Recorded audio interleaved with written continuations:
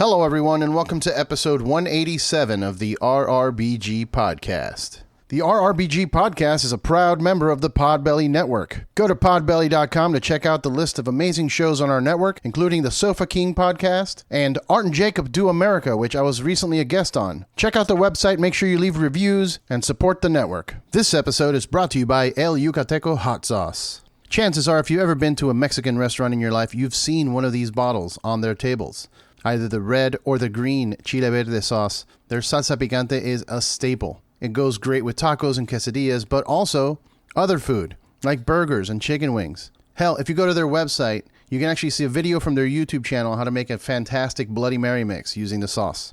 They've been doing this for over 50 years, and like I said, it is a staple. So go ahead and check out shopelucateco.com and use the promo code RRBG to get 10% off. This episode is also brought to you by our friends at Killcliff, my personal favorite CBD recovery drink in the market today.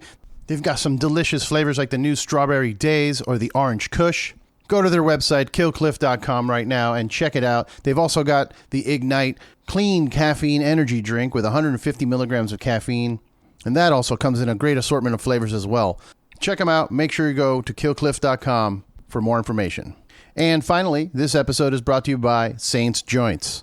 They make premier, top-shelf, pre-rolled joints in these incredible artistic packages. You can go to their website, saintsjoints.com, right now to check them out. They're my favorite to bring out to parties or when I go to the comedy store to hang out. Everybody is always blown away by the artwork and the quality of the joints themselves. They also have pure CBD pre-rolls as well if you're not into the THC and just want to take part in some of the healing properties of the plant. We recently collaborated with Saints Joints and created a special playlist featuring music from some of the past guests on the show.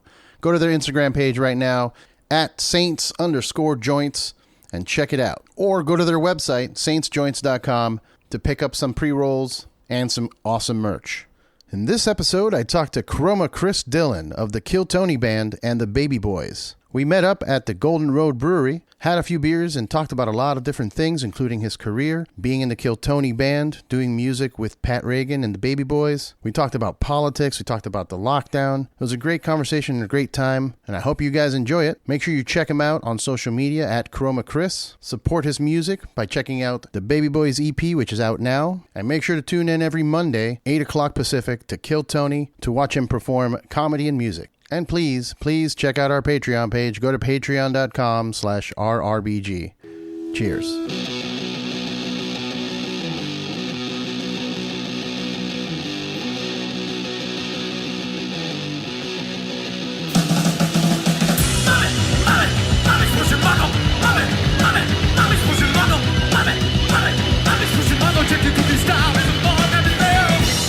Hello, everyone. This is the RRBG. We are sitting here live on the patio of Golden Road Brewing in Atwater, California. Yes, right by the train tracks. You will probably hear some trains going by. We got doggos near us. There are small children here. We will watch the language today. Yeah, we will watch the language a little bit and not yell and scream. I'm joined by the great Chroma Chris. Hello, thank you. Chris Thanks for Dillon. having me, dude. How you doing, awesome. brother? Good. I'm glad we picked this place. This is awesome. Yeah, we picked this place. Nice overcast. We picked, unknowingly picked a day of big news. Huge news. It's like a weight has been lifted off of my chest. I can finally breathe again. Yeah. It's insane. It's been been in a little purgatory for like 4 days, just waiting and watching. I've worn out my refresh button on my phone. Yeah, it was like that constantly for me too. I was just every morning check my phone. Has the world ended? Nope. All right, let's keep going. Oh, it's that's where I'm at these days. Like, are we still around? Okay, I'll keep working then. I know. It's been like the craziest 4 years I've ever experienced. It feels like it's been like a decade actually, and I keep seeing memes everywhere of like, hey, remember 60 years ago when it was January and we were watching TV and like The Witcher was on and it was fun. I was like, yeah, It does feel that way. Dude, I remember 2019, the very, very end, being like, it's the Roaring 20s. This is going to be the greatest year of our lives. I was so stoked in January. January was like, everything is happening. Everything's happening. Like, the show's taking off. I'm hanging out with, really cool people. Everything's great. Oh, yeah, man. The shows, live shows. Oh, I miss those. Yeah, my last show was at the El Rey, I think. It was Cult of Luna with Emma Ruth Rundle and Intronaut. And it was fun. And I remember being happy and excited and being around friends and jumping up and down. And like the very next day, everything's closed down. Yeah, no idea it was going to be your very last live show. If you knew... I wouldn't have gone. No, I'm just kidding. I was going to say, if you knew that was your last live show, what would you have done different? I would have stayed out later. Because one thing that's been happening with me lately is that, or was happening with me before this, but I was going to so many shows that I had to start I needed to take care of myself. I needed to sleep more. I wasn't sleeping as much. I was not eating, so I'd work all day and then head straight to a show and not eat, and then I get sick or really exhausted. And I decided that I'm going to start setting a time. I'm leaving at this time, no matter what's going on. Oh, yeah. Goodbye, guys. I gotta go. So I guess this is the break I actually needed to relax, and then now I'm ready to go to every single show whenever it comes back. Yeah, don't set time limits. Yeah, that's.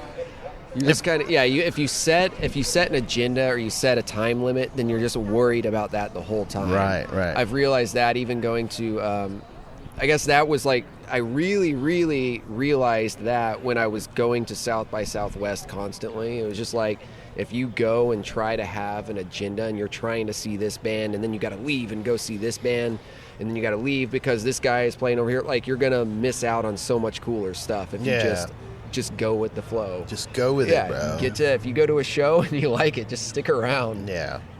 Yeah, it's crazy. I know there's, you get into that with those big festivals like Ozfest or, Aftershock, whatever, one of those. But it becomes that. You're just more worried about your schedule than the actual enjoyment of these performances, I did Warped Tour once where it was two of my favorite bands, Dillinger Escape Plan, and Every Time I Die, we're playing 5 minutes from each other or something like that.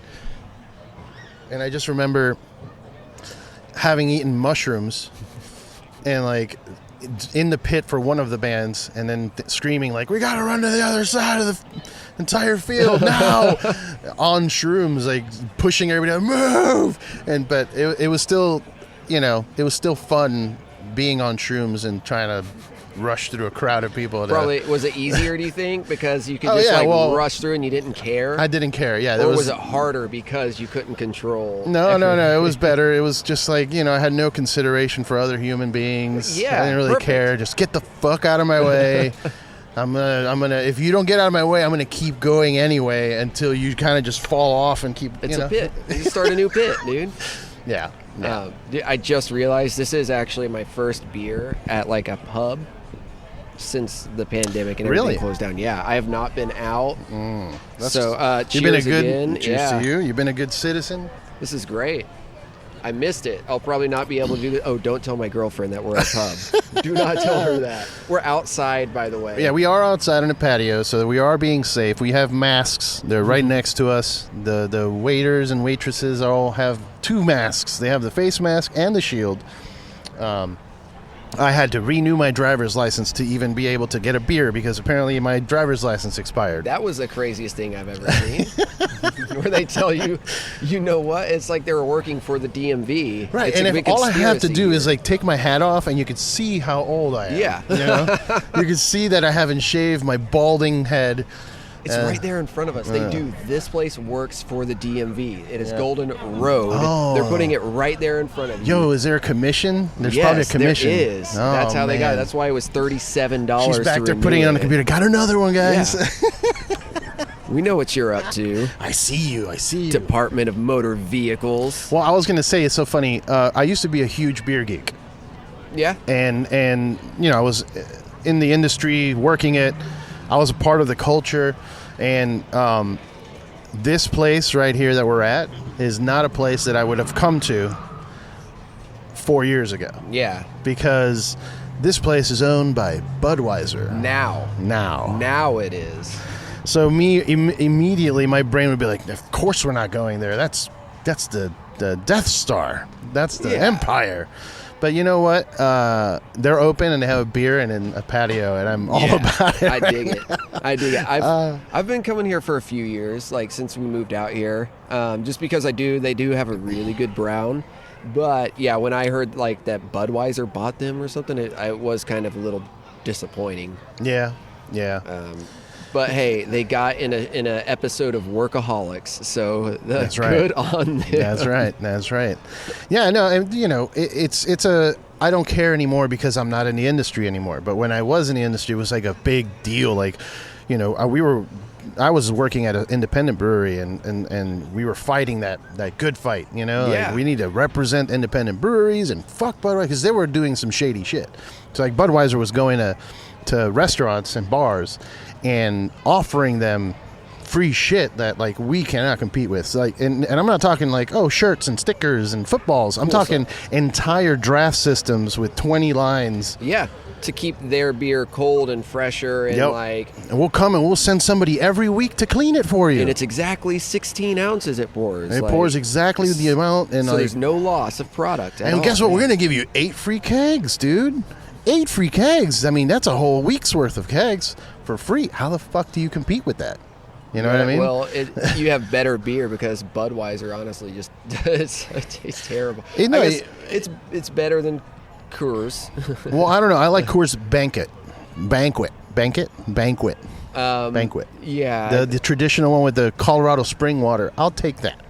But any Coors Light, no. Coors Light is like straight. It tastes just like garbage water. Well, I tell people that one of their marketing tools was that they would have the little mountains on the can or on the bottle that turn blue. Turn blue, yeah, when they're cold. Right. So they want you to drink their beer as cold as possible, ice cold. Do you know why? Because the colder the beer is, the less you can taste it. Yeah. It tastes like water at that point. Growing up in Oklahoma, like when I was first turning 21 and able to drink, we'd go to the lakes and stuff, and Coors Light was like all we would drink. And those, as soon as those mountains stopped turning blue and they went to white, when that beer is room temperature, it gives you a headache just by smelling it. Yeah, and it's like, oh. No. That's me with PBR though. PBR headache. PBR is the worst. Yep. It's all sugar. That's all. That's why you get a headache. It's all sugar. Okay. You're crashing because of all the sugar in there, all the corn syrup and the corn flakes that they throw in there. I can't take it, man. Yeah, I wanted to get into brewing like for the longest time. I actually still do. It would be amazing if I like. You could homebrew easily, man. Yeah, dude. I would love to make like a good brown or a good stout. Oh yeah. Or yeah, I think a kit to if you wanted to set up a kit at home, it's like $300. Nice. To brew at home. And then, you got to learn things, like temperatures and when you're going to, how much time, and then you got to have a cool place to store the thing for it to ferment. And it's like, usually you'll brew in a 5-gallon, like the water tanks. Yeah. You'll brew into one of those made of glass, and you'll put that in the closet somewhere with like an AC, or if you have a fridge, better, that you can throw it in. Yeah, like a little kegger fridge or something. Yeah, it's rough because those are expensive too. So if you obviously the budget starts getting bigger and bigger. Yep. The more you want to do, but homebrewing is fun, man. I did a couple stouts back in the day. I called it Holy Frijole. And I did what is it? Holy Frijole. Okay. And it was 3 beans. It was a 3-bean stout. So it was coffee beans. Okay. Cacao beans or whatever. Chocolate or whatever. Oh, chocolate? Okay. But like from... Cocoa beans. Cocoa beans, yeah. Cocoa beans. Okay. And black beans. Nice, okay. Frijoles, like Cuban black beans. And everybody was like, what the fuck? You're crazy. Why would you put black beans in there? I'm like, you'll see. And it gives it body, like a thickness to it, and the flavor perfect with the chocolate and the coffee. Okay. So I loved it, and it got better. I had a couple bottles that I saved, and it got better after like 6 months too. Do you still do it? Do you still make it? No. I haven't brewed in 4 years at least. Okay. Yeah. I miss it. I miss brewing. It's a fun process of like science and experimentation, and then you get to drink it and have fun afterwards. You know what I mean? Like you get to get drunk after. It's great. And you get to get drunk during. That's another part of the homebrewing process is like, well, I got to drink while I'm making beer so I know what I'm making, right? You got to do quality assurance. You got to research and development. R&D. R&D department, yeah. That's what I loved about working in a brewery, because they would have labs that people were just sitting in the lab experimenting with different beers and just getting drunk. It's like you're making drinking fun. Yeah. Not just like a sad thing that people do because life is hard. You know, like you're making it exciting. And if you're like a big beer or big brewery company, let's say, I know Coors Light used to do this, but like you should be able to just have like taps around for your employee staff to have a beer or two throughout the day. I know Coors used to do that. I would assume probably Budweiser used to. I hope so, man. I mean, Cigar City wasn't that big, but they had the rule of they called it the shifty, which is you get a shift beer. A beer every shift, you get a free beer, and you go pick up your shifty on the way out.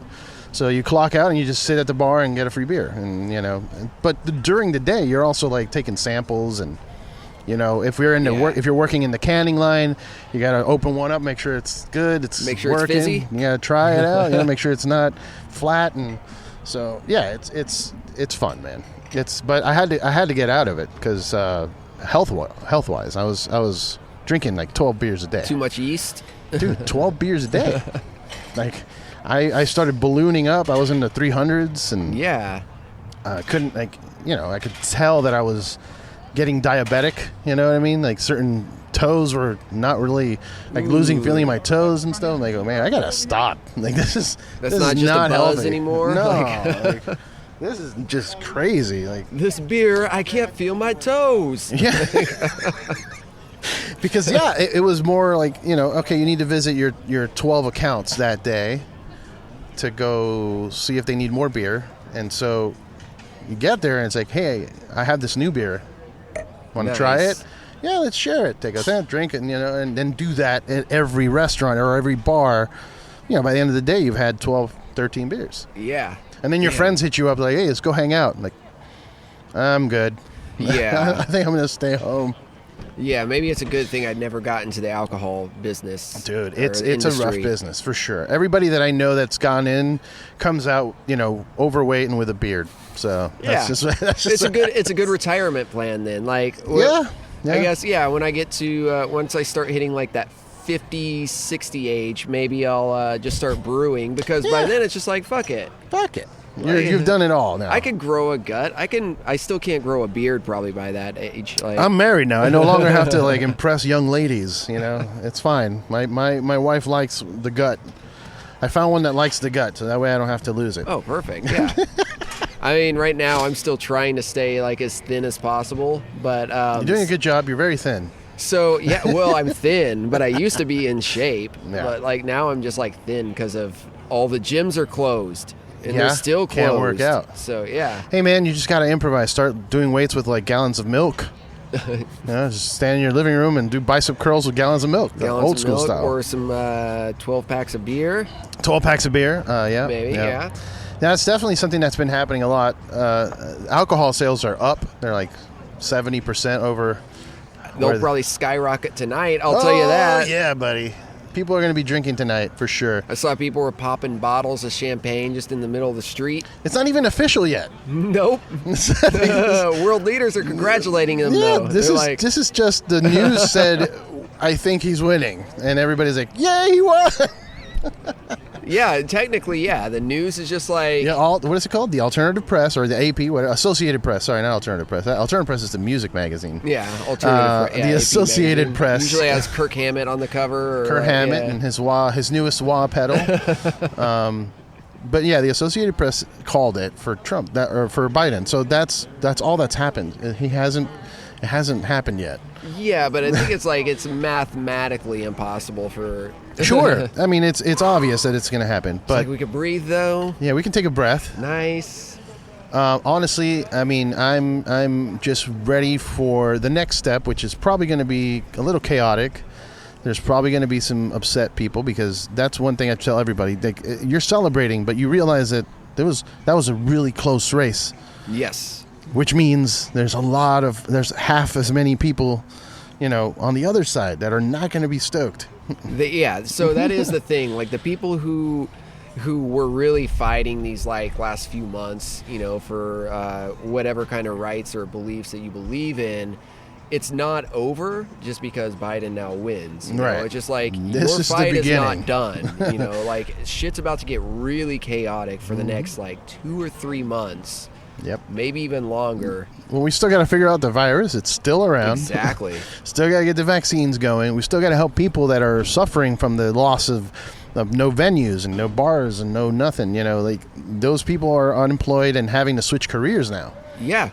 They're having to switch careers. But I do think it's once you get this virus under control, you can then actually start having businesses come back. And that's something that recently, since the entire pandemic started, that they have not understood. This guy who's been running things does not understand that you got to get this under control if you want your businesses to come back and you want your people to actually have jobs again. Not just, we'll get your husbands back to work. Like, no, fuck you, dude. Get those kids back in school. Yeah. So I can go golfing, please. Yeah, it's like, get everyone back to work, Yeah. But you got to control this virus first. You got to figure it out. Yeah, and ignoring it. Like, a lot of people say to just ignore if we don't talk about it. Like, what do you mean? Mark Meadows just came down with coronavirus and 6 other White House staff members. And you're just like, they're going to have to disinfect the fuck out of that White House before Biden just burn it all down and start over, guys. It's fine. Build a new condo. Build a loft. The White Loft. Oh, man. I don't know, dude. They're gonna have to do some major disinfecting in there. There's been 2 outbreaks so far. Have you ever seen? It was like a sci-fi movie. Seeing pictures of people in hazmat suits, walking throughout the Oval Office and disinfecting the fucking White House. What is going on? You've got to be kidding me. It smells bad in here, guys. Let's spray it down, please. In hazmat suits. Crazy. Wow. Yeah, no. And not ventilators, respiratory masks and shit. And it's just like, God, this is where we're at right now. Yeah. I play this video game called The Division, where the story of that game is basically what's happening right now, with just a few months ahead in time. Like, the society has collapsed because of a virus that killed everyone, and it's just we need to figure it out. Did you ever watch Last Man on Earth with Will Forte? Yeah. I got mad when it became the last 15 people on Earth. the last group on Earth. I get it, one other person, maybe a third, but that's it. There was too many people. But it reminded me of this. Whole time, though, throughout the show, I loved that show. It's one of my favorite shows. But the whole time, I'm like, they don't explain the virus. They just say, when the virus hit. And now, living through a virus, you're like, oh, it was probably something like this. It's probably this. It wasn't like a zombie apocalypse virus. It was like a virus like this that just fucking killed off people. And we just let it run rapid. I've definitely seen a version of zombies on that exist right now on videos and YouTube channels. I saw some Trumpers waving the Trump flag, screaming, holding a what do you call it? The Blue Lives Matters shirt. Get out of here! And screaming, "Rage Against the Machine" lyrics. Wait, what? And now you do what they told you. And I'm like, this song's about you, right? Now they do what they told you. It's amazing. We've lost our way in as humans, man. It's so. I guess it's predictable too, because you look at history and you look at other civilizations collapsing because they just don't change their ways at all. Yeah. It's predictable, and that's what's disappointing about the whole thing. It's not that it's new and exciting; it's that damn it, we should know better. Yeah, I kind of feel like this was. I feel like America's chance to, like, they tested the waters. It was almost like they put their toes in the water. Maybe they fell into the shallow end a little bit, and now they're like, no. No, there's jellyfish in there. Yeah, that's too cold-hearted. Let's get the fuck out of the water and let's reset. So then they, like, kind of voted I hope Biden so, man. back in. I But, hope like, so. I hope that what we're watching is the growth of the growth. I know that anything that has to grow, it grows through pain. Like working out, for example. When you work out and you burn your muscle, and then you need to rest for it to heal and grow, right? Yeah, for sure. So, or look at a butterfly. Like you get a caterpillar, goes through that whole process. You think that process isn't painful for the caterpillar? I'm sure it hurts to break out of a cocoon, but to spout wings inside of a cocoon. Like all of that's going to hurt. So hopefully we're done with the hurting part of this process and moving towards trying to feel better and enjoying things. Like, look at Oregon legalizing psilocybin treatment. Everything. And all of the other everything. You got a little bit of meth? Okay, cool. I don't agree with that all the way. Weird. Yeah, no way. Nobody should be walking around with coke and meth in their body. Anything that's manufactured, absolutely not. If you want some weed on you, great. Even some shrooms, fine. But cocaine and meth, you should not be walking around with. Yeah, absolutely not. No. Yeah, like things that just grow naturally, or it's natural. That's fine. Yeah. Like I said, weed, shrooms, it all grows natural. But fuck. Yeah. Tell me a little bit. No. Tell me a little bit about what you're doing musically, man. You were telling me you're doing some stuff. Yeah, you're right recording now, some stuff. Yeah. So right now, for the first time, I am doing like some solo stuff. I'm really, since the pandemic hit, I've kind of been. Can't really jam with all the other bands that I've been with that I am still in. I'm in still a few other bands, but right now I've just kind of been by myself in my apartment, set up my own studio. After buying a lot of things, it takes some time to set stuff up. But yeah, so I finally started now recording my own songs. I finally have about 2 songs so far just about finished, and I'm just trying to decide right now, like, do I want to try to release them together? Do I want to try to compile everything and like put out like an EP or something? Mm-hmm. But I kind of feel like right now where we are with like Spotify and everything, you could just start releasing one thing at a time. Yeah. Yeah. I've been talking to a lot of people about that. That the format of the album is not lost, but people's attention span it doesn't really matter at this point. Like they don't really care that much about albums. If you drop a single. Now, like Hatebreed did it recently. They dropped a song, and then they're like, we're in the studio writing a whole album. And then they're like, well, it's been months since we dropped that one song, so let's just let it live on its own. And then we have an album of other stuff and drop that. So there's no rules at this point because you release it yourself. Yeah. Especially if your name is out there, and yours is with Kill Tony. That's getting pushed. You guys are doing work. You're doing you're also what's the name of the Jam in the Van thing you did where you dressed up? I'm Drac and the Swamp Rats. We're like we're like a horror rock, just like garage rock, kind of vibe. Our shows are usually pretty chaotic, like blood everywhere. We try to make it like a fun show that's like. It's just like a crazy punk rock show. So we do that. We haven't got to do that in a long time. We went on like a tour. Man, we went on a tour in October. Little did we know this was going to be like the last tour that you guys will do for a long time. Yeah. I should have soaked that one in more. Yeah. Yeah. You never know when that is, though. That even if there wasn't a pandemic, like you'll never know when it's the last tour. Like, really. Yeah, true. You'll go on tour, everything's great, and you get home and something happens, or, somebody has to move, or... Yeah. You'll never really truly know your last tour. It's that same conundrum of you wanting to be at your own funeral. Like, you'll never be at your own funeral. You'll never know if people miss you. Did people show up? Did anyone showed up? Who showed up? Was there a good party at least? Yeah. More importantly, like, who didn't show up? Yeah. Who didn't? That asshole. I'm going to go haunt him. Exactly. I'm going to pause this real quick. We'll go bathroom break, and we'll continue. Woo. Check. The breeze just came back in. Yeah, buddy. It's nice 60-something, 50-something. Where are we let's at? Let's give a weather update here in sunny Burbank, California. We got the weather at partly cloudy, mostly cloudy at 63 degrees Fahrenheit. 63 degrees. I love it. I was having this discussion with my wife about cold versus hot, and I'd rather be cold because I can always layer more. Yep. You can always wear more things, but when it's really hot, you can't get more naked.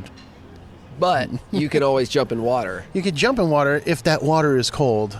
If it's hot water, like no one's jumping into a jacuzzi in the middle of summer. That was something I noticed growing up. Again, grew up in Oklahoma, where like it is hot in the summers, and then it also just gets like really cold in the winters. I realized then, like, I hate cold weather. Cold weather, it makes me grumpy. Like, I'm, like, just more of an asshole all throughout the winter season. That's so funny. But now that I'm older, I kind of like the colder weather a lot more. And I'm like, oh, yeah, I'll layer up. Yeah.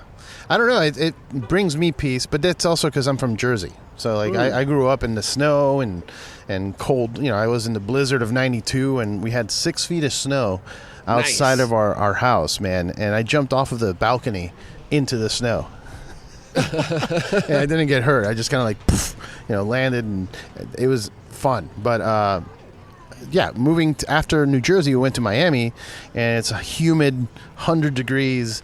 And it does suck. Asshole, basically. I'm gonna yell it out loud here with the kids, but it's basically the asshole of the world. It's the worst place on earth. Hot, humid weather. Well, dude, New York City is just as humid, and it is awful in the summer. In the summer, it can get real hot. It smells like trash, and it smells like dead fish. Well, the thing is, at least in New Jersey, we have the seasons, right? So we have the cold to look forward to, and then we have to deal with the hot summer.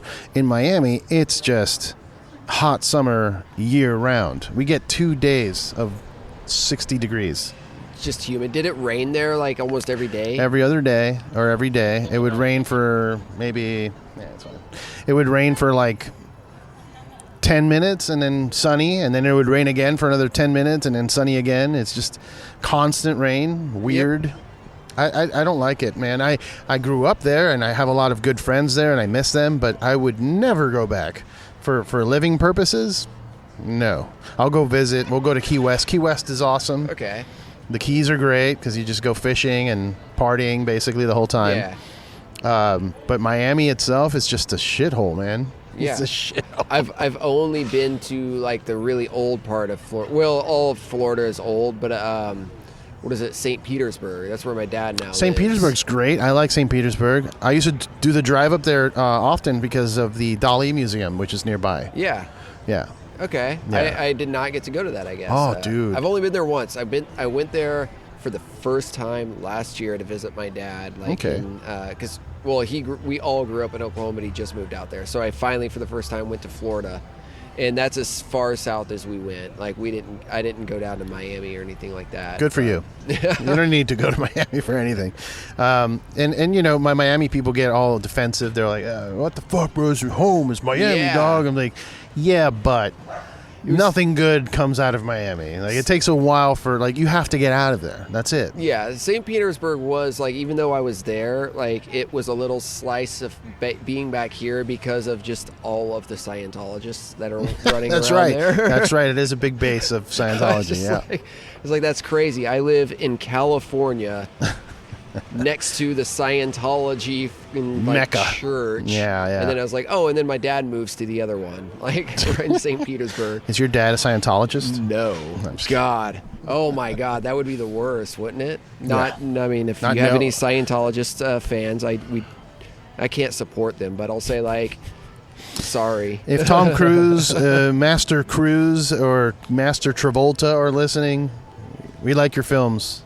The Fanatic was fantastic. Did you see that one? The Fanatic? No. Dude. Okay. Wait, is it a new? It's a new movie with John Travolta, directed by Fred Durst. Nice. Yes. What did he do it for? Did he do it for the nookie? for the nookie. No, it's so great. There's a moment in the movie where the dad picks up his kid. They're like divorced, I guess, as well. And he picks up his kid, and they're going for a drive. And in the car, Limp Bizkit starts playing. He starts blasting it. He's like telling his little kid, he's like, "You down with the biscuit? This is, back in the day, you don't even know." And like just blasting the song. And it's the whole song. You get the whole... Just play the whole Biscuit song? Which song was it? Was it the good ones? Maybe. Was it Counterfeit? No, it wasn't $3 bill? It wasn't Counterfeit. It was one of the newer ones. But still, I just found it funny because it's like, you're directing the movie. I guess you got to find a spot to drop your music in it. Throw a whole song, though? I mean, do you need the whole song? It sounds like, remember when Danzig did that one, like, horror movie back in the 90s? You know what? What was it called? Like, was it... It was like No. Damn it. I can't remember what it was. He had a new one. Danzig did? Goraphobia. I'm making stuff up. But yeah, Danzig has a new movie. I know he has a new movie that got terrible reviews, but I'm very excited to watch. I'll watch anything Danzig puts out. Did you watch The Room? Yeah, of course. You mean the original. The Tom Wiseau Room? Yeah. Yeah, I actually did a video with Tom Wiseau. With Tom? Yeah, nice. He directed it. It was hilarious. You did a video? Well, I was a part of the video. I wasn't like shooting it. I was in the video with Tom Wiseau. Wiseau? The weirdest fucking guy you have ever met in your life. Yeah. That, like, if you've seen The Room, that is him. Oh yeah. Yeah, I had the pleasure. I fell real deep into the Room. Like, I saw the memes and stuff, and I'm like, what is this? And my friend's like, you have to see The Room. And I'm like, okay. And I watched it, and I just blown away completely. Like, the same immediately, sex scene is in there twice. Yes. And the CD skips in the song while they're banging. The song skipping. Does it? I didn't notice that. The song starts skipping halfway through, and they don't even fix it. I watched it immediately. I watched it, and then I hit play again. And I was like, what did I just see? And I hit play again. I called my wife, and I'm like, you're watching this with me right now. And we sat there, and I called my friends, like, you need to come over. We're watching The Room. It's so crazy. Like, that movie is... It blows your mind. It's almost like it's almost like a joke. All the amount of money that went into that. A lot of money went into it. I believe he rented a really, really expensive like red camera, or not a red. I think it was before the red. Well, he had two different cameras. He had a one film good camera one and a digital camera, and they both shot at the same time. Yeah, and you could see it in the movie. Man, what a when we did our music video, I don't remember the name of the band that it was, but it was like this party scene, and we're all in this like really nice house in like the Hollywood Hills. And the biggest shot was supposed to be like where the star of the movie or the star of the video gets pushed into a swimming pool. But we spent so much time inside filming that by the time they got to filming that outdoor scene, it was dark and they had no lights. Oh my God. No lighting prepared whatsoever. Oh my God. So the video, they cut that scene, and so you just all of a sudden see the two characters just standing there wet for some reason, wondering what the fuck just happened. Whoops. He's very special. I met him at a convention. I forget which one it was, either LA Comic-Con or Long Beach Comic-Con, one of those. But I got to meet him. I told him how much of a fan I was of the movie. Great. He gave me a book bag that says "Love is Blind." Nice. And He did say that in the video that we did. Yeah. Love is blind. Love you is said that in the blind. video. They dropped the music down so that he could say his line. Hell yeah. Love is blind. Love is blind. I need to see this. I'll find the video. Find the video. I need to see this. But he gave me the backpack, and it had 3 pair of underwear that are his brand underwear. The Wiseau, Wizu, whatever. I have no idea how to say his last name. And then... But dude, they're very flattering for your junk. Like there's like a pocket for your junk, kind of like the sheath underwear. Ooh, so it's very flattering. Nice. Yeah. So it had 3 underwear, a Blu-ray of the movie, and an autographed 8x10 of him. And he just gave me that. Was it framed? For telling him that I was a fan. He should have just framed it as well. Yeah. He was selling like scripts, the scripts from the room, like printed out. He would print out the script. I'm surprised there was a script. It almost seems like a lot of it was just kind of like, well, never mind. Actually, now that I think about it, it was line for line the script. Yeah. There was no like ad-libbing at all. He worked it. Hello, doggy. Thank you. You're my favorite customer. Like, whatever it was. Like, oh, I'm sorry. I didn't recognize you. Thank you. You're my favorite customer. Goodbye. God damn, dude. Anyway. There's another sweet movie that's not The Room that you should watch, which is like, have you seen Troll 2? Oh, yeah. Troll 2? Amazing horror movie, right? Yeah. I was also put on to one of the older, like the later Halloween movies. I think Halloween 3. Halloween 3 is the greatest Halloween movie there is. Is that the one with the masks Hands and the kids? Down, yeah. It's nothing to do with Michael Myers. That is the best Halloween movie that there is, and I'll put everything down on that one. Like, that is one thing. I'm a big horror fan, and like horror music, horror movies, of course horror music too, but horror movies and shit. And like, so yeah, Halloween 3, one of the top 5 best horror movies that there are. So we're a little bit past Halloween, but let's talk some Halloween shit, since you like horror movies. Who's the best slasher of our generation? Not the, because you look at the old movies, you got the old classics like the Wolfman, like Halloween movies, Wolfman and the Mummy and all that. But we have now like Freddy and Michael Myers, Jason. I guess you could count the Saw guy, the little puppet. Yeah, Jigsaw. I guess you could count Jigsaw. You could probably count. Oh, there's like the Jeepers Creepers. Leatherface. Leatherface is a good one. Yeah. So Texas Chainsaw Massacre is definitely one of like the top 5 best horror movies. The original. I thought it was a snuff film when I was a kid. I thought it was real. Man, it's these craziest scenes. Yeah. Like when you first see Leatherface and he comes in just behind the door and just nails that guy in the head. And then the dude is just twitching. It's like the scariest thing in the world because there's no music, there's no sting. Yeah. It's just a thud and then the dude hitting the ground again. Yeah. And it's just terrifying. Yeah.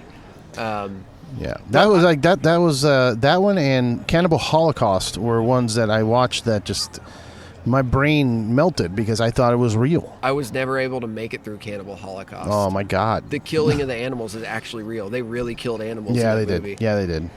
But they did feed those animals. So I guess like for you PETA fans, they did feed the animals to the villagers. Yeah. So they actually did like use it as meat. But yeah, they were really killing animals in that movie. And I've never been able to make it through because I thought they were killing humans in that movie. So I mean, there's a scene where they shove a giant pike through a woman. Yep. Ooh. And it looks really real. Like, that's some really good makeup because, wow.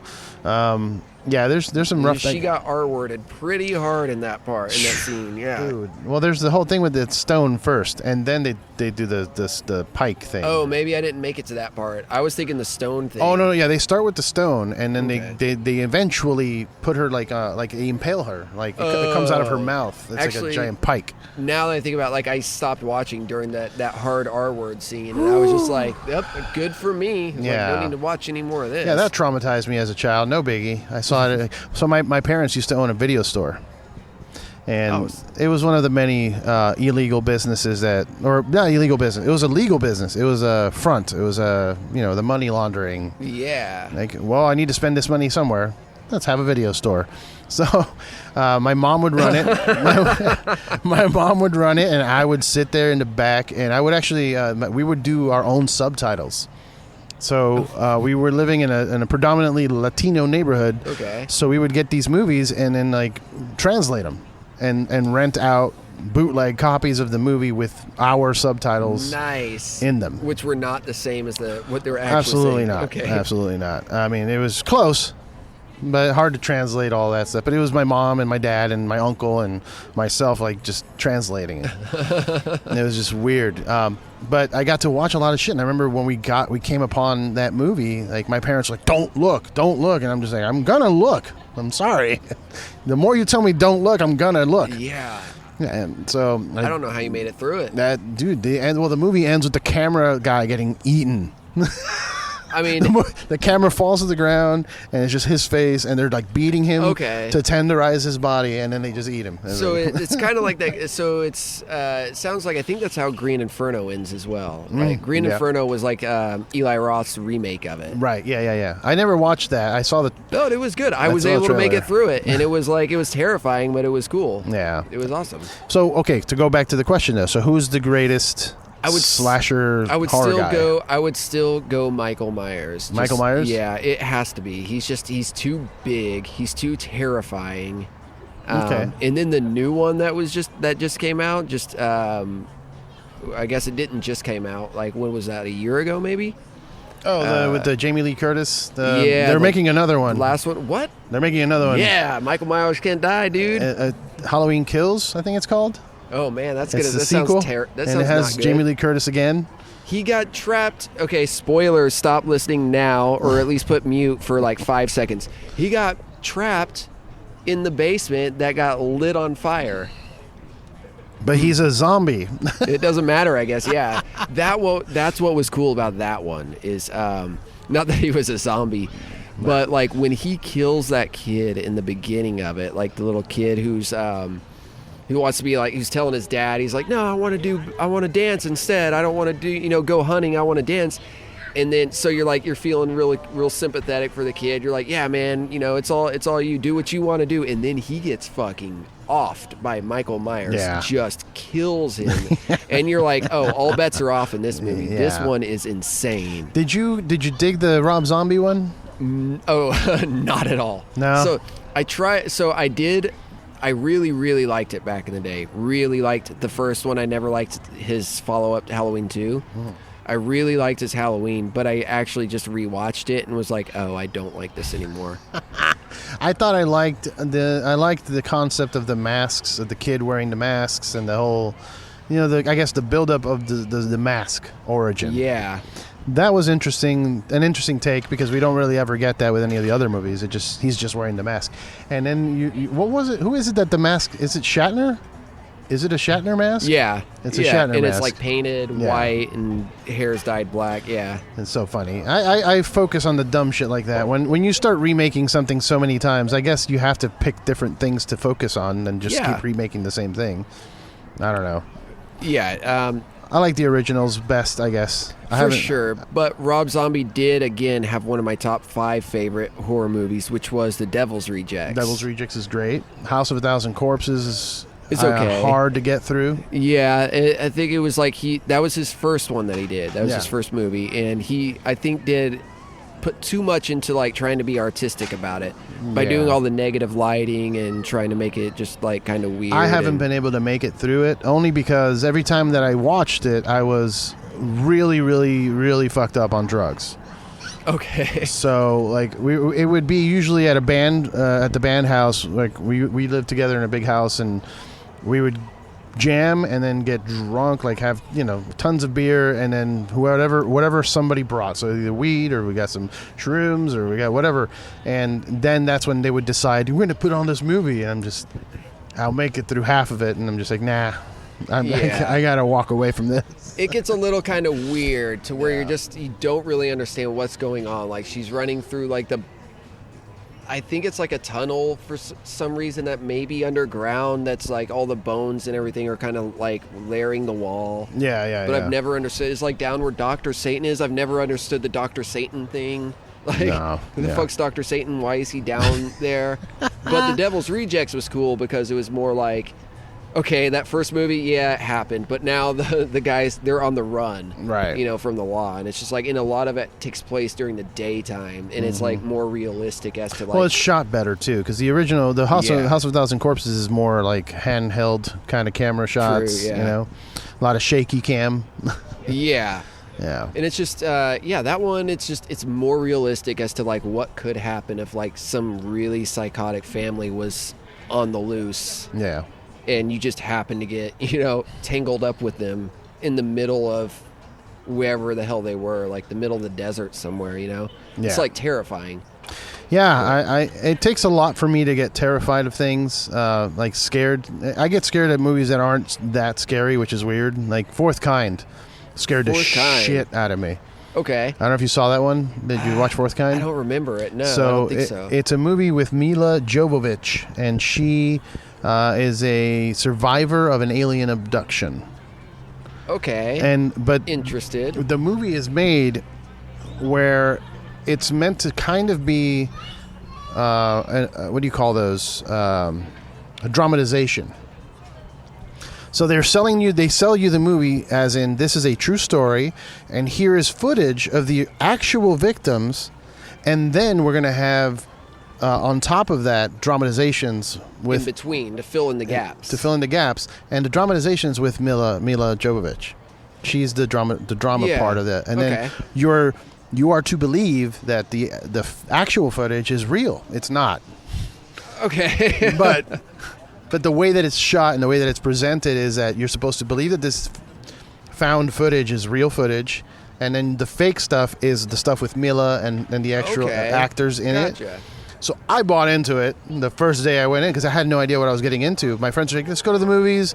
They're like, it's about aliens. Let's go see it. And we watched, and I bought into the actual found footage is real.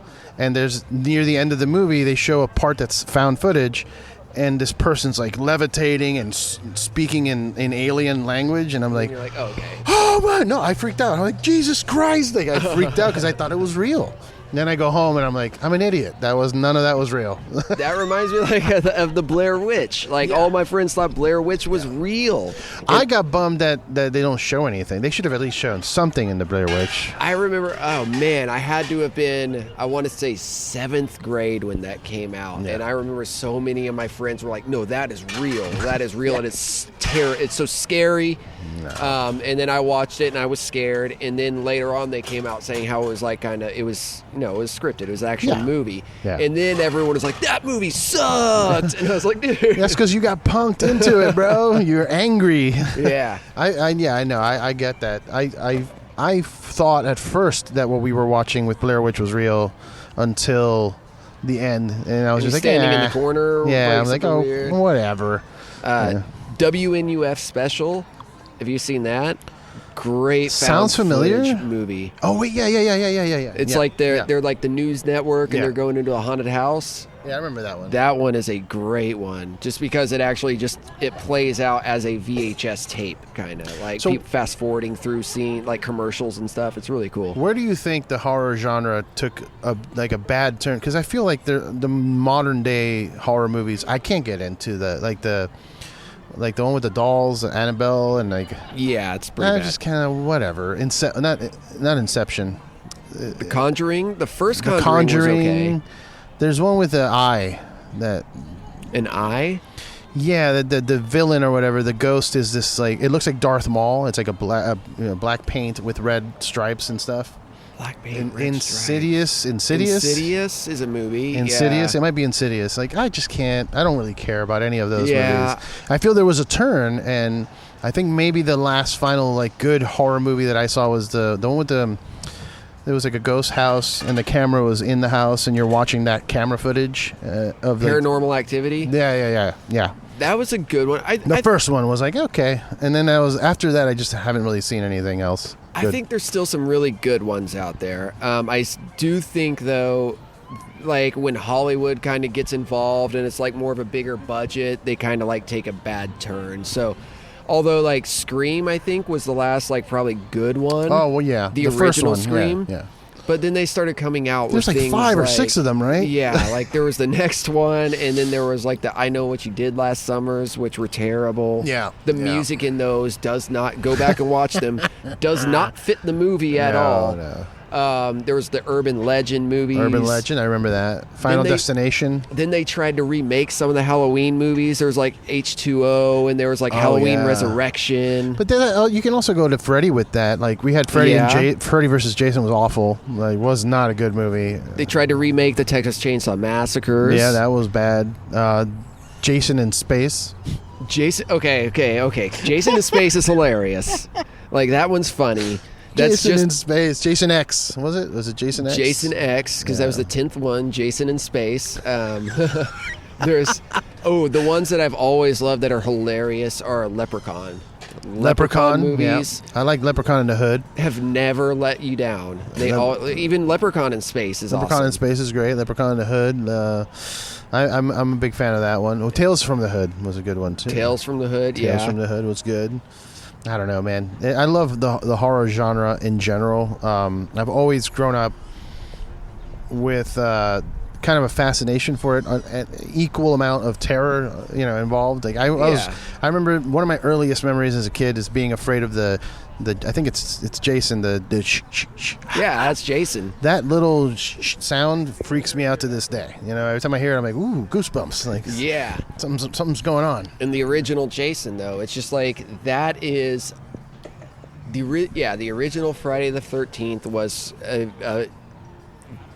a movie like that nobody has ever seen before, just because of like it was that first first person point of view, that I don't think has like really been done too often up until that point. And just not really seeing who the killer was and not knowing until the very end when it's kind of revealed who that the killer is throughout the movie is just like, it's really, really scary. It's awesome. I love the original Friday the 13th. All right, I'm going to take another pause. I got to use the bathroom again, and then we'll wrap it up and do another 15, 20 or something like that. It's been an interesting 2020, I'll tell you that. Tonight, I'm excited to see what the hell is going to happen. We're going to hear some fireworks and stuff, I'll tell you that. There'll be some gunshots. I don't know, maybe tonight, maybe tomorrow, but definitely some celebrating all weekend, I think, is going to be happening. Yeah. I kind of want to ask for to be off of work tomorrow, but I think it'd be a little obvious. It's one of those. Oh, hey man, I can't I'm under the weather today. Yeah, I'm sure you are. Man, tonight is. My girlfriend was asking if we wanted to go like downtown tonight, and I'm a little nervous about it. I'm like, I don't know about this. I'm not going anywhere. Yeah. This is it. This is my going out, and then I'll go home and we'll make some dinner. You know what? I'll post something on Twitter. I'll post a little thumbs up or something. A little thumbs up, a little blue heart, a little bit of two fingers up. I did my job. I voted. I voted. We're good. So the last thing I wanted to talk to you about is comedy. Because out of the Kill Tony band, you are known as like the one that's not a comedian, that's actually a musician. Correct. That started doing comedy, recently because of the opportunity. So how did that come to be? Like, how did you end up with that group? Yeah, so it is a little inaccurate, I guess. Okay. Like it's so how it came to be is me and my buddy from Oklahoma. We're a duo, kind of like comedy duo. Okay. Comedy music, actually. I know that, like, as soon as you hear the words comedy music, people are just like, and done. Flight of the Conchords is great. And so we, we did like our comedy thing, and we started out doing like burlesque shows and stuff in Oklahoma City. Okay. And we kind of like weaseled our way into like the show opportunities that way as being like a musical opening act for like cool ass burlesque shows. So we had like a big crowd. And then we just decided, hey, you know what, let's try it and let's move out to LA. And so we moved out here and just wait for it, train. We got a train. Do you remember that train I told you about at the very beginning of the podcast? There it is. Oh, there it goes. I didn't want to look like a liar, It worked out. So I moved out here. We both moved out here, and we were doing like open mics and stuff, and we eventually started booking shows and doing things like that and kind of like making ourselves known. Through that, I met Pat Reagan. Okay. So me and Pat Reagan and Joel Jimenez from the show are also in this trio we call the Baby Boys. The Baby Boys. The Baby Boys. We have a couple of EPs out as well as a full-length album out on Spotify, so be sure to check those out. Yep. So yeah, just actually meeting Pat through like open mics and stuff, I ended up meeting Joel, and that's how I met also Jeremiah. Just through the open mics, just doing like musical comedy and stuff.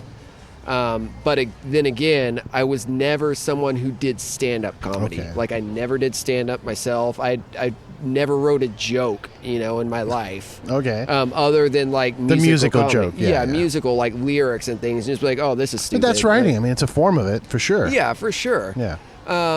But yeah, so it was like me and my buddy Zane. We just write like really fun songs, but like our songs were.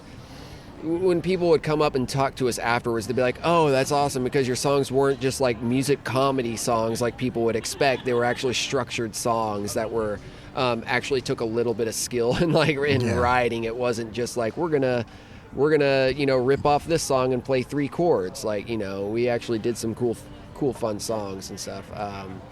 But yeah, I just ended up meeting Pat and everybody, and then Pat invited me on to Kill Tony one day.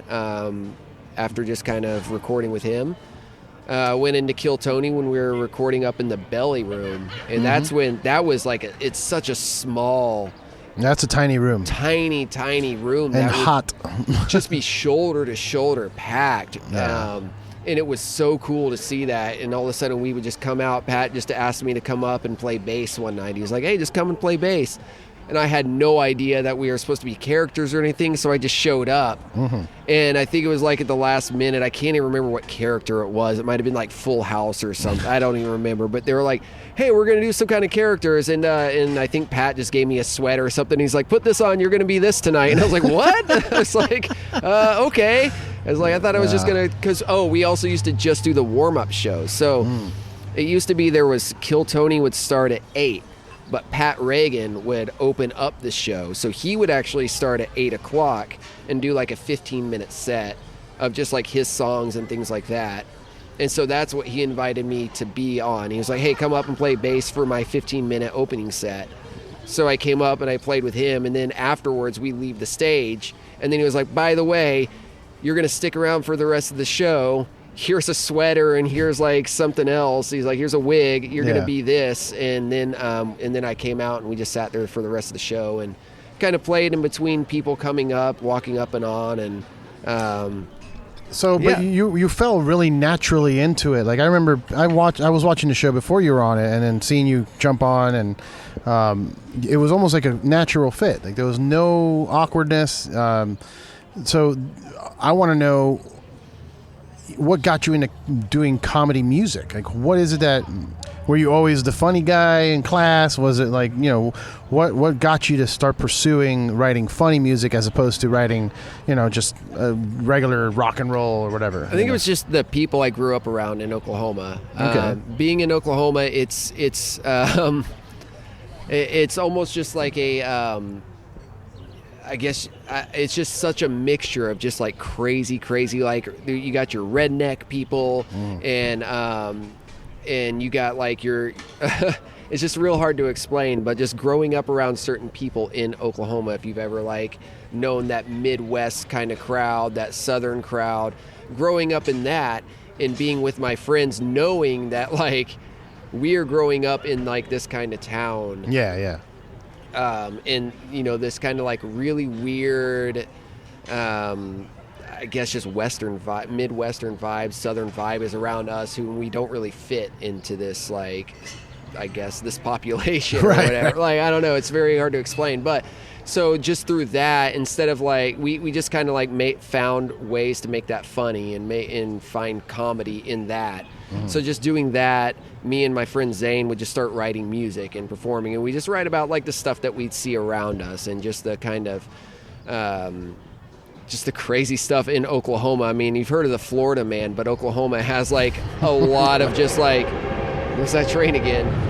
Oklahoma has a lot of like really redneck fun, like here, hold my beer, watch this kind of moments. And, just being around, growing up in the lakes, like in the summers, you'd go to the lakes, you'd get on boats and stuff, and you would just see just weird, like just, it's really hard to explain this. No, I hear you. I hear you, man. There is actually, so I grew up in Florida, but I grew up in the part of Florida where the redneck mentality, is, which is in Homestead. South of Miami-Dade County, there is a bit of land that separates like Miami-Dade County and the Keys. And it's all farmland, and it's all just a bunch of dudes out there in trailers, and playing country music. What's this dude, David Allan Coe, and the Kid Rock, the David Allan Coe. I mean, we had Garth Brooks, we had Toby Keith come from Oklahoma. So it's funny. I ended up there because I was doing music up in Hialeah, which is known for their like hardcore scene. They had a pretty intense, like Poison the Well came from there. Okay, yeah. And I know, Marilyn Manson used to play shows there when he was Marilyn Manson and the Spooky Kids. Like that. Oh, is that a thing?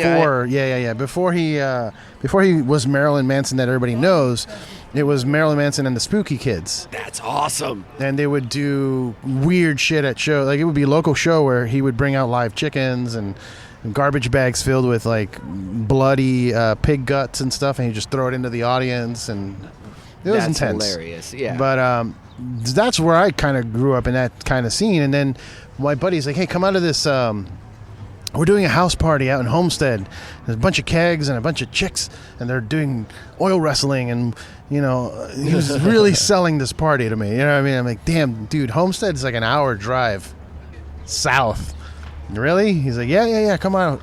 So I get there, and it's literally just him and like 4 dudes in a house. No kegs. No chicks. They had 2 12-packs though, man. They had beer. Of Lost Lake? Did you have Lost Lake out there? Or is that an Oklahoma no. thing? We were more of an Old English. Oldie? Yeah, okay. But we would just, I get in this house, and I thought, as I'm driving in, it's so different. It's such a weird aspect of Florida because there's no buildings. It's just farmland and like a shack in the back. I would not expect that in Florida. And I pull in. I'm like, I'm gonna full on Texas Chainsaw Massacre get killed tonight, and that's what's happening.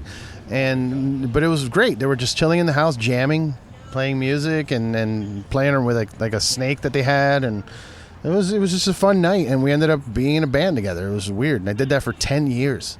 So I grew up in like that. I spent 10 years living in that southern part of Florida. I even have a little bit of a twang talking to people, like it was weird. It was a weird vibe, but I love it. Turn that twang on whenever you're around those people. When you go back home, does get it turn your back pool, on? man. Get your pool. Yeah, like whenever I go back home, my accent seems to come out a little bit more. I was talking to Jeremiah about this. I had him on the show recently, and we were talking about accents and how your type of comedy is. You guys do a lot of character work, and so there are accents that come along with it, and it's funny to me whenever I'm around somebody that has an accent that I just start trying to mimic it by nature. Okay, it's weird. I'm terrible at accents, but I can do a Southern accent. Accent. I cannot even do an Irish accent, but I try. But you're redheaded. I know. My Irishness, I think an English accent sound the exact same, but that's like all I can do. Okay. That's all I could do, mate. Oh. Like, is this Irish or is this British? Am I from Liverpool or am I from? That's British. Am I from Galway? I don't know. Yeah, that's British. I was telling him that my Irish ends up sounding Jamaican sometimes. I feel that I can't really I'll start Irish and then end up Jamaican at some point. What's your Jamaican accent? Tell me how good this beer is, bruh. I do the Bob Pilo, which is one of my favorite things. I don't know if you've ever seen that. Uh-uh. There's a video of a Jamaican tour guide, and he takes a group of white people to like a rock. And he just goes, "This is Bob Marley's pillow, Bob Pillow, Bob Pillow, Bob Pillow." And then he just you put your head here and Bob Pillow, smoke a joint, yes. And it's like you're convincing these white tourists that this rock on the side of the road is where Bob Marley used to just pass out at random with a joint in his mouth. Yeah, every night. It was so strange. It was like he was paying rent there. Yeah. That was his house. While he was writing I Shot the Sheriff, he would just sleep on this rock. I smoked 2 joints before I smoked. That's Sublime, dude. Yeah, Sublime. God, how dare you? No, I'm just kidding. But yeah, I can't do good accents, but I always feel myself leaning towards a specific accent when I'm around somebody. Like if I'm around my Cuban friends, I do the Cubano, like, hola, what's up, man? What's up, bro? What's up? What? Hey, bro. Hey. And then if I hang out around British people, I try to say brilliant and cheers all the time. Cheers, yeah. Yeah, and when we do characters, I realize that none of my accents are ever different. They're all the same. And it's usually I'll only do my accent up top because then I realize I can't hold this accent the rest of the time. I don't know how to say everything. And well, there's also the aspect of it, kind of like somebody getting offended by it. You know what I mean? Like people get offended so easily when you do accents. It's like, come on, it's in jest.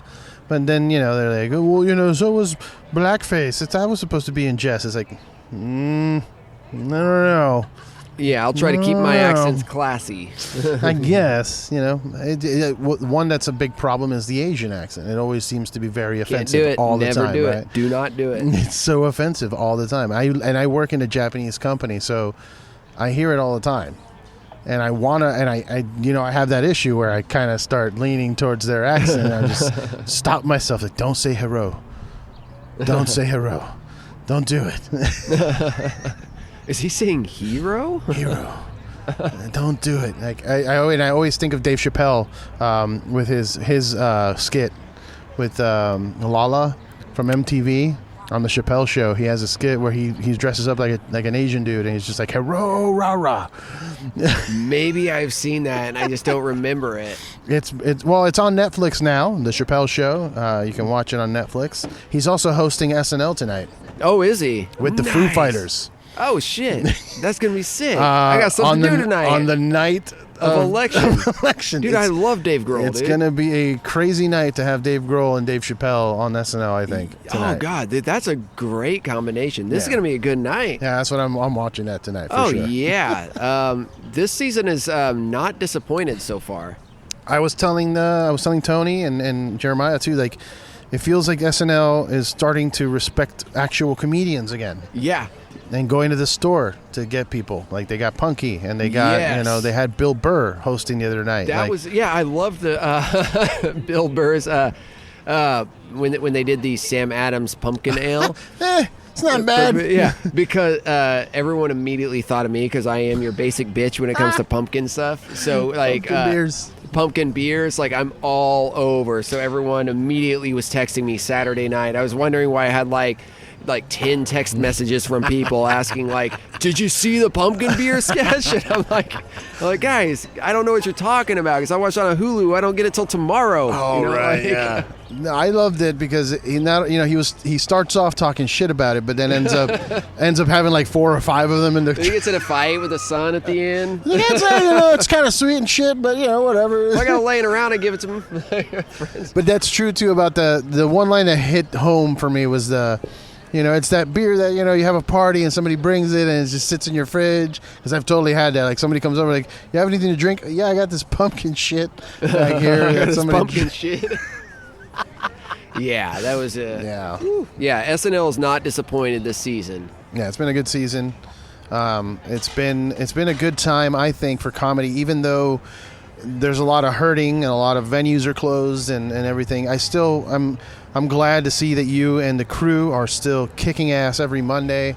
Yeah. You guys give me life, dude. I'm so excited that that got to happen. We are still allowed to do it in the main room. There's no audience. It's just us and a camera. There's a little bit of an audience. There's like 8 of us in there.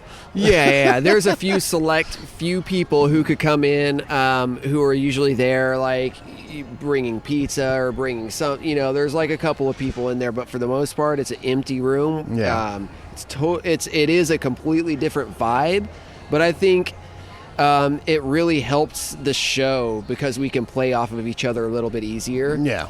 Whereas before it was, with a live audience, you could say something and you get the live audience and they're immediately laughing and just kind of going with everything, and it's easier just to go with the flow and that momentum because everybody's laughing.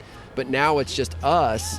We found a way to really connect with each other and make the show continue to move without the audience there to really help that momentum go. Yeah. And I think it's great. Like I said, the guys that I'm with every night, like the Jeremiah and Joel Jessie is fucking amazing. She's been a great addition to the group. Yeah, dude, you know, hilarious. And then just us being able to communicate, and a lot of it's just through like eye contact and just knowing how each other is going to go whenever we're talking to Tony or we're trying to get Red Band's attention or something like that. I think it's like I really like the show. I think it's really, really fun. I can't wait until we can have people back in the live room, in the live audience. Yeah. But for now, I think it's going really great. I think it's a lot of fun. Yeah, there was a few episodes where it got a little weird because you guys were all separate and like you couldn't make it out, and like, you know, the people were zooming in. And it's like, you know, that's fine, I guess. You know, in a moment of emergency style like we had, everybody locked down. I get it.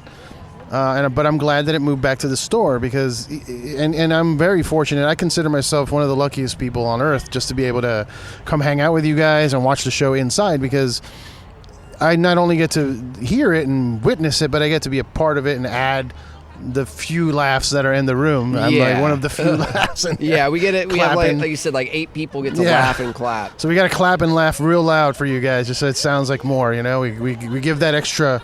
Give that little boost up there, like to let us know if we just like said a terrible joke or not. Right.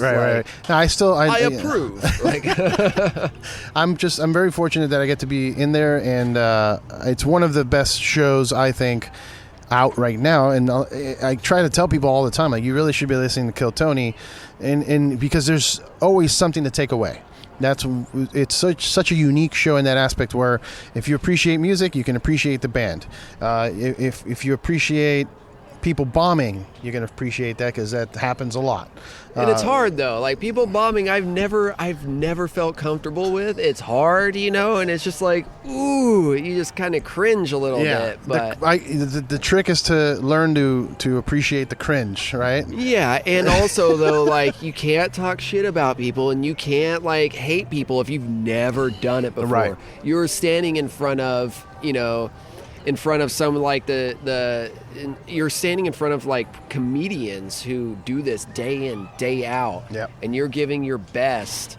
And if it's like your first time, or even if it's not your first time and you're just not good and you just bomb for whatever reason, you know, it's just like, it's cringe and it's funny and it's fun, but like you can't really talk shit and you can't be mad at anybody. No, you got to give props because they had the balls to get up to do it.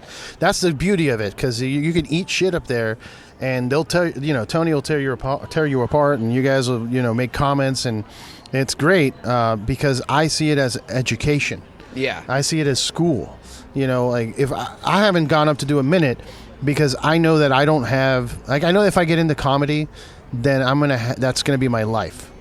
Do it, man. But do it, man. I have so many other things going on that I don't want to half-ass it either, because I know that stand-up comedy, you need to go all in. You need to do sets every night, and multiple sets every night. Yeah, I don't have that right now. I don't have that opportunity right now. But just anybody that has the balls to put together a minute and get up there on mic with a light on them, and a whole panel of people, with, you know, judging you. Doesn't matter if you bomb. You tried. You're now a step ahead of everyone else.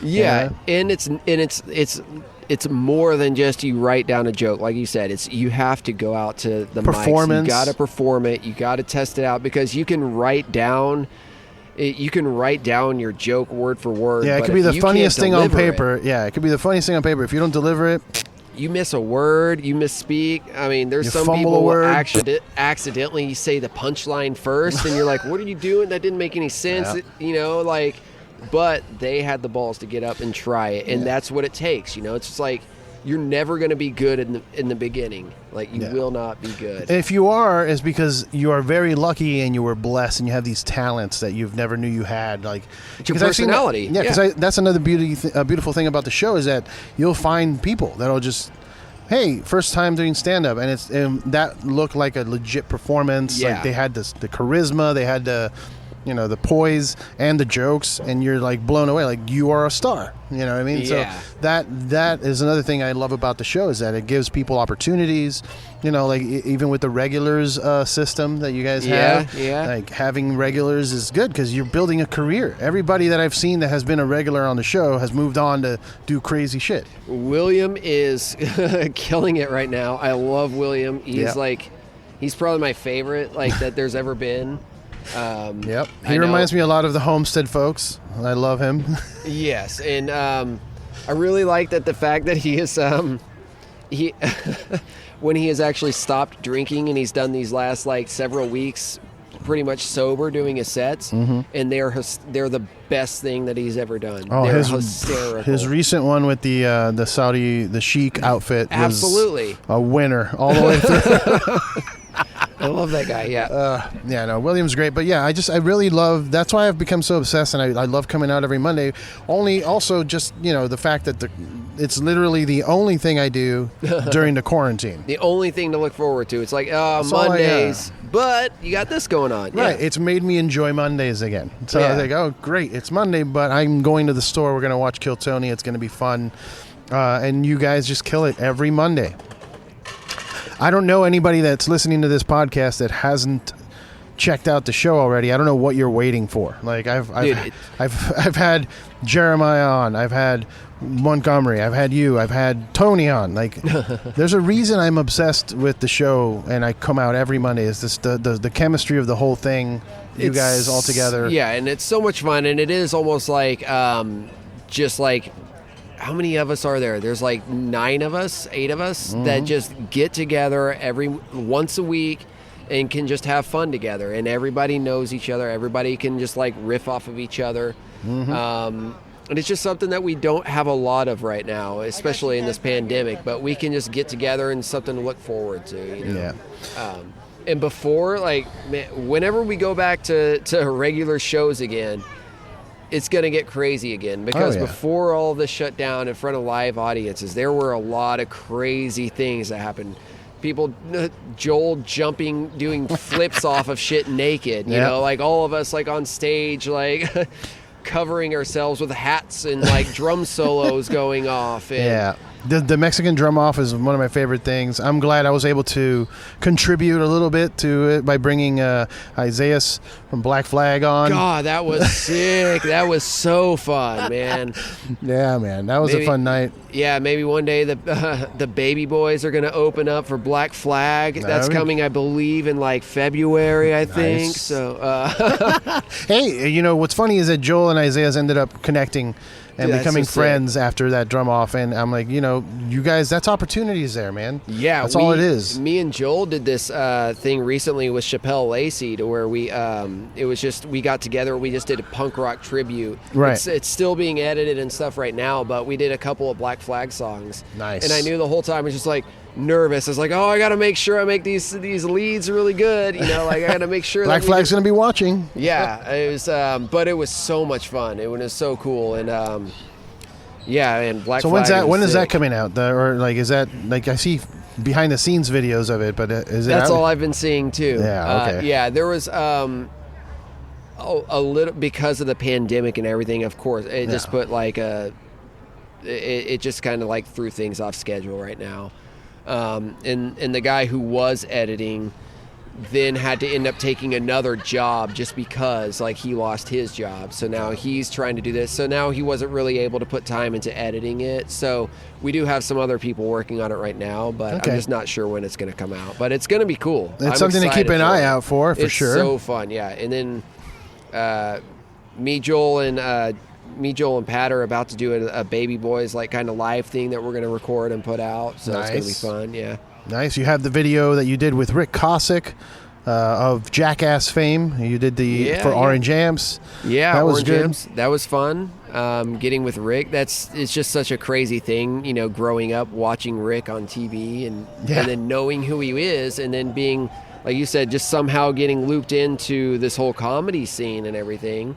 I got looped into that, and now I'm, working with Rick Cossack of like Jackass, you know. It's just like, okay. Yeah, it's pretty wild to me to see him there every Monday, man. I don't think we're friends because we haven't really, hung out or anything. But every Monday I see him, it's like, hey, what's up, Rick? Hey, like, I love Rick. Yeah, no Rick's big such deal. A cool guy. And it's I grew up watching Jackass. That was, something. I did the stupid, shopping cart stunts when I was.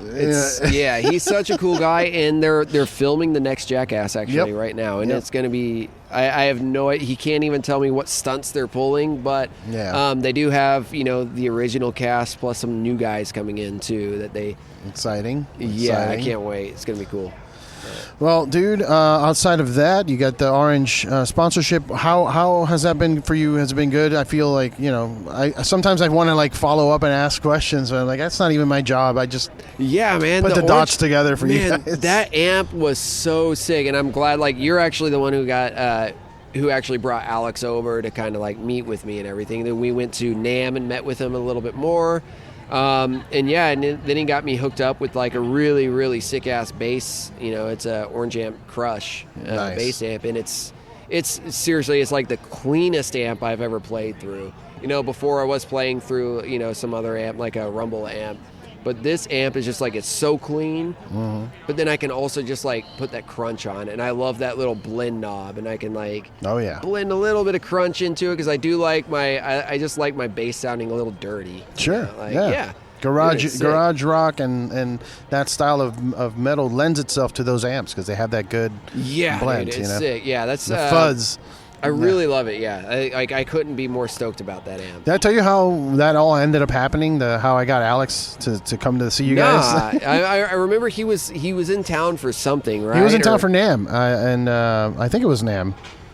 And I remember just messaging him and saying, "Hey man, I'm going to the Comedy Store with Peanut from 311." That's right. I was supposed to do a bass battle with Peanut. But he chickened out. He chickened out, bro. No way I would have beat that guy, but he chickened out, so I won. He chickened out, bro. No, it's funny. We were sitting there, and I kind of nudged him before the show started. I'm like, you may have to do a bass off. And he's like, oh, I don't know. I don't want to do that right now. I'm like, I get it. I totally get it. I was just like, I was actually nervous. It's like, fuck, okay, what do I know? What can I do? Like, how can I...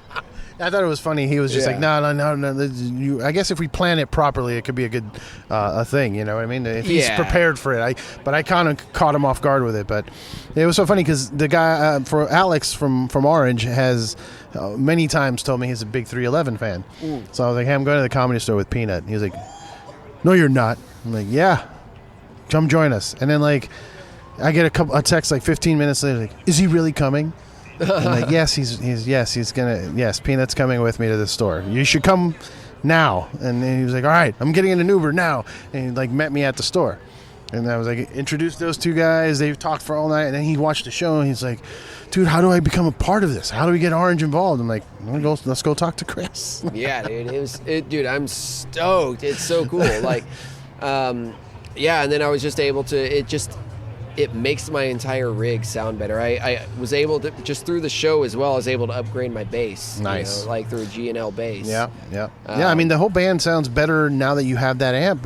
Not that I'm just blowing smoke up Orange, it's just having an amp on stage. It just gives it a fuller sound. Yeah. It gives it a real band sound as opposed to just like having an acoustic mixed in with drums and mixed in with horns. Like there's depth to it now, Yeah. It's good. And I'm really stoked. I was able to, as soon as I got it, actually, we recorded with the Baby Boys. We recorded a couple of songs, which is on this EP that's out now.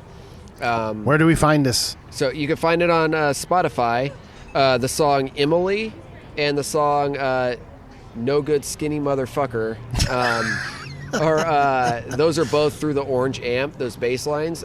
Those were the first things I recorded through it. Nice. There's like, I think 5-6 songs on that EP, but those two were specifically with the Orange amp. Just like as soon as I got it, it was nice. A lot of fun. Yeah, it's really cool. So the last question I'm going to ask you, and then we'll wrap up so we can just enjoy our day. Is what's the number one priority for you? Is it comedy or music? Music, dude. Music. Yep. My goal is to get my stuff out, which, like I said, I'm recording right now. trying to get out, trying to put out. You've convinced me now. Just do it one song at a time. Just throw it out there. Don't try to compile it. Music is my number one priority. That's the only thing I've ever wanted to do since I was like growing up. I remember having a sit down talk with my parents. They sat me down and they're like, what do you want to do? Do you want to go to college or what's your plans? And I was like, honestly, like, I just want to be a musician. I really don't care about college. I don't care about going, like, all I want to do is travel and play music, you know. And I told them, even if I was just making enough money to pay my rent somewhere, if I was a musician, like, I'd be fine with that. So that's like my number one priority, is like always just looking for that next opportunity when it comes to like music and stuff. And that's why I take it, you know, when being out here, people are asking me, they're like, hey, I'm kind of known as like the person who could play bass around and like put down bass tracks. So it's like people ask me to record for them. So, you know, I've recorded with Jeremiah. I've recorded, you know, obviously I got like the Baby Boy stuff going. So yeah, I'm just like trying to record as much as possible with people. And as soon as like when anybody asks like, hey, we need a bassist. Is there a band, down. A specific band that you would, like a fantasy that you would want to play bass for right now? If the opportunity came, what phone call do you want to get? Ooh. So oh man, that's ridiculous. What phone that's call hard. is the one that you want?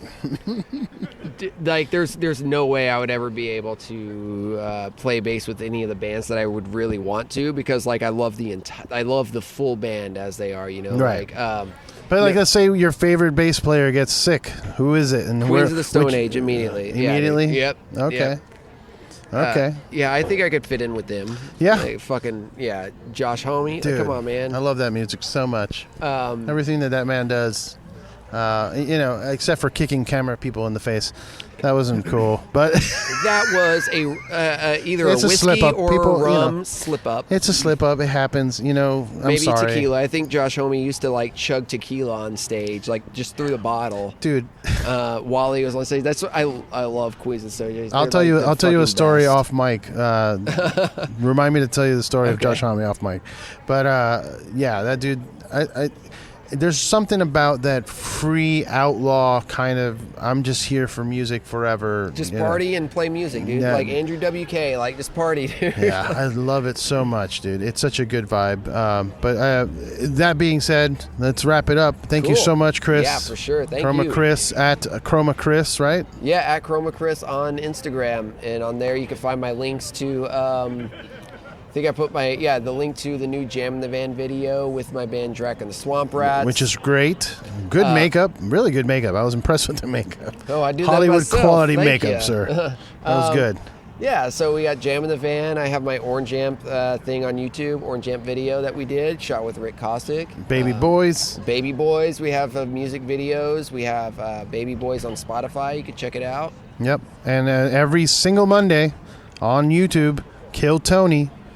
You can catch you. Kill Tony live, 8 o'clock on California time. 8 p.m. Pacific time every Monday. I'm there thanks to you. You've been, you know, I hit you up and you opened the side door for me. Yeah, we sneak you in through the back. Yeah, because Tony and I mean, every show before the pandemic, Tony and I, you know, I would just hit up Tony. I'm like, I'm coming through. And that was it. That's all it took. I was like, I'm on my way. And then after that, with the lockdown policies and everything, things are a little more strict. So I've been appreciative. I appreciate you, you know, coming and letting me in. Dude, like we appreciate you coming and adding to, like, is it the laughter and the volume clapping of the room, you know? Like, we need something. So it's great, dude. Yeah. I appreciate it. Thank you so much, everybody listening. Make sure grab Baby Boys on Spotify. Follow Chroma Chris. Use El Yucateco hot sauce and smoke Saints joints. I don't know. But thank you for listening, guys. And thank you, Chris. Yeah, for sure. Thank you. All right, man.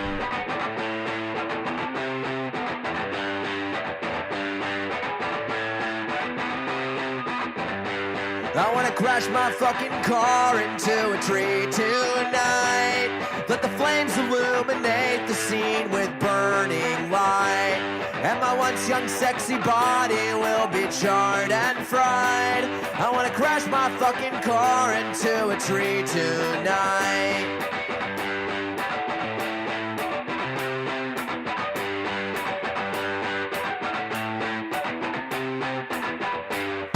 wanna float above the funeral like Sir Jesus Christ. I wanna hear the empty praises that my friends devise.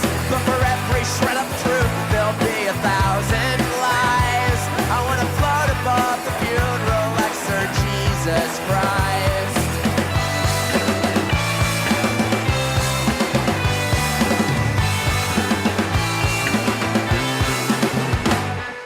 Ring ding ding ding ding ding ding ding ding ding dong.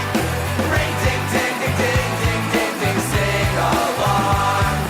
Ring ding ding ding ding ding ding ding ding ding dong. Ring ding ding ding ding ding ding ding sing along.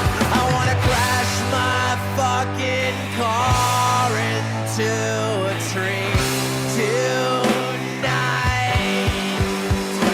Let the flames illuminate the scene with burning light. And my once young sexy body will be charred and fried. I wanna crash my fucking car into a tree tonight.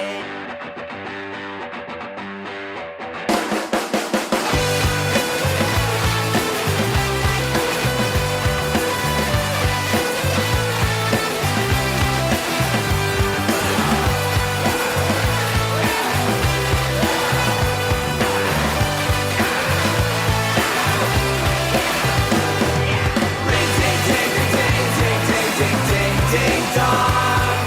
Ring ding ding ding ding ding ding ding sing along. Ring ding ding ding ding ding ding ding ding ding dong. Ring ding ding ding ding ding ding ding sing along.